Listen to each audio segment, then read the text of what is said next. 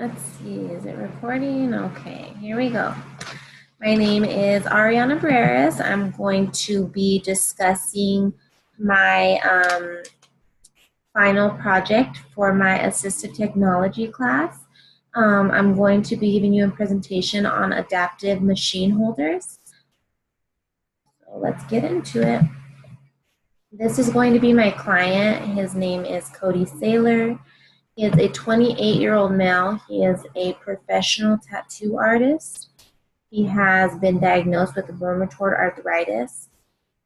He also has inflammation of joints up to his elbow and is currently seeing a physician in which where they believe to be tennis elbow, which I'm not really sure if that's a disability, but it's due to the arthritis.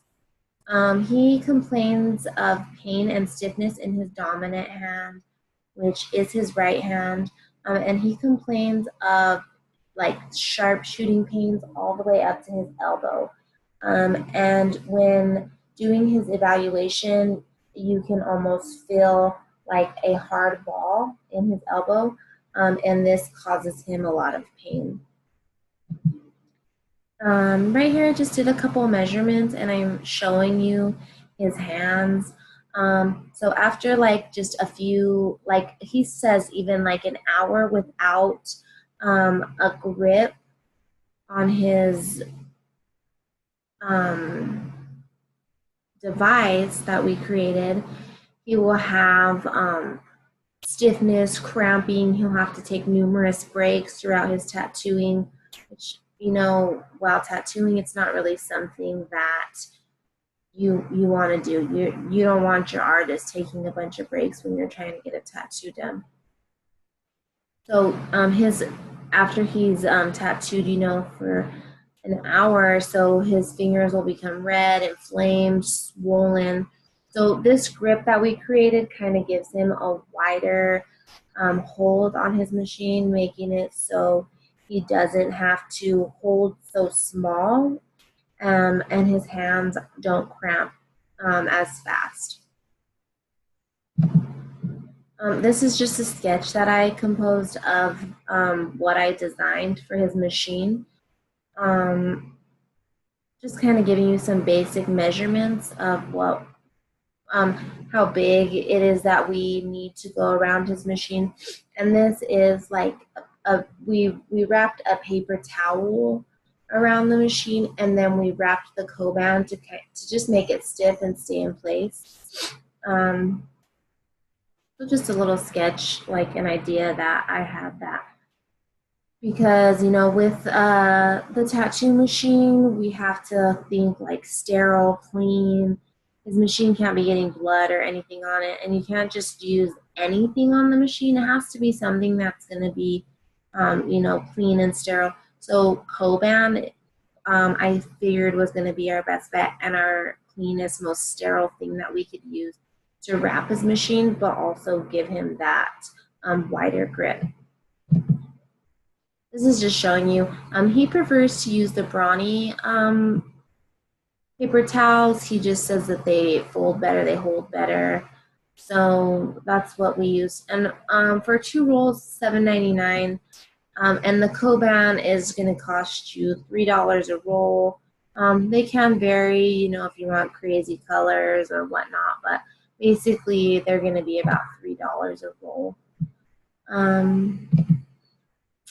Some assistive technology principles that I did learn in this course, which I learned so much stuff in this class, but these are just a few of them. AT makes it easier for the patient to succeed, which when we're thinking of assistive technology for our patients, our main goal as therapists, occupational therapists, speech therapists, physical therapists, whatever it may be, almost anything in healthcare is we want our patients to succeed.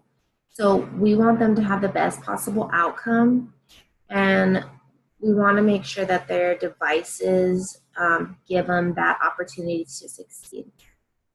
The next one is going to be AT makes it possible for the patient to perform their ADLs, which these are their daily living activities, you know, like showering, brushing your teeth, combing your hair, putting your clothes on.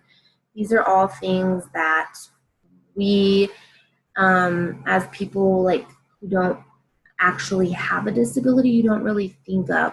But whenever you become disabled, these are things that can really affect the way that we perform things. So these are all super important things that we need to consider when we are coming up with these devices for our patients. Assistive technology devices make clients a closer step to their independence. Number one goal for our patients is we want them to become as independent as possible. So yeah, it's super important as a therapist. And they also want to become as independent as they possibly can.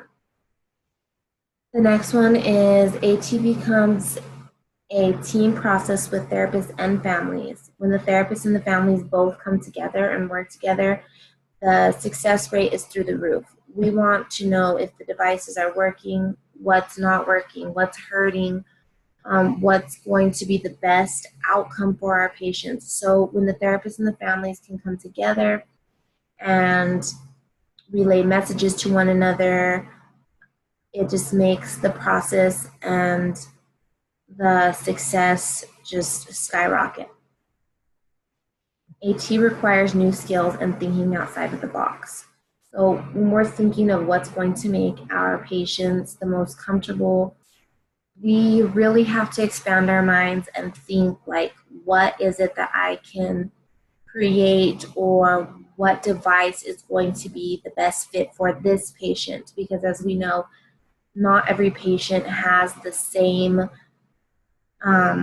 disability. So in saying that, you know, we need to make sure that this assistive device is for this patient and this assistive device is for that patient, and the list just goes on. Right here, I just wanted to give you just the measurements of Cody's everyday. These are his everyday uses. So this is his machine that he uses. He uses this every day.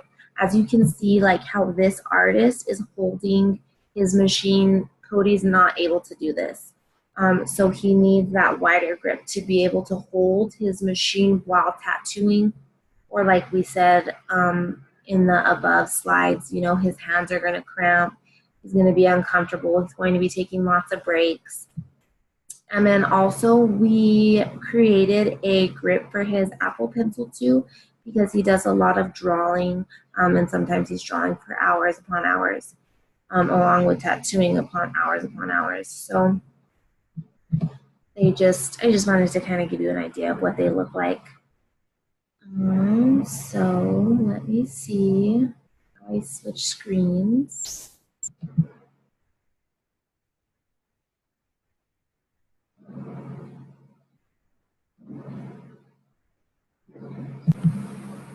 Okay, so this is going to be my device. It's not the best by any means.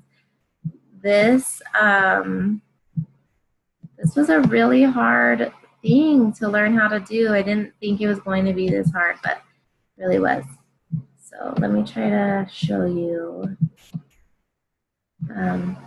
So I just kind of made a circular thing, and then I put a hole through it, which doesn't really seem like it's that hard, but oh my god, it was so hard to figure out. But I did it. This is the best that I could come up with. Not really what I imagined, but it's here, and this is just kind of what it looks like all the way through.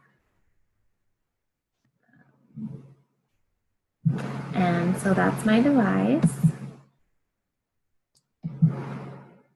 I hope you all enjoyed my presentation. I hope you guys have an awesome rest of the semester. Thank you guys so much. Bye.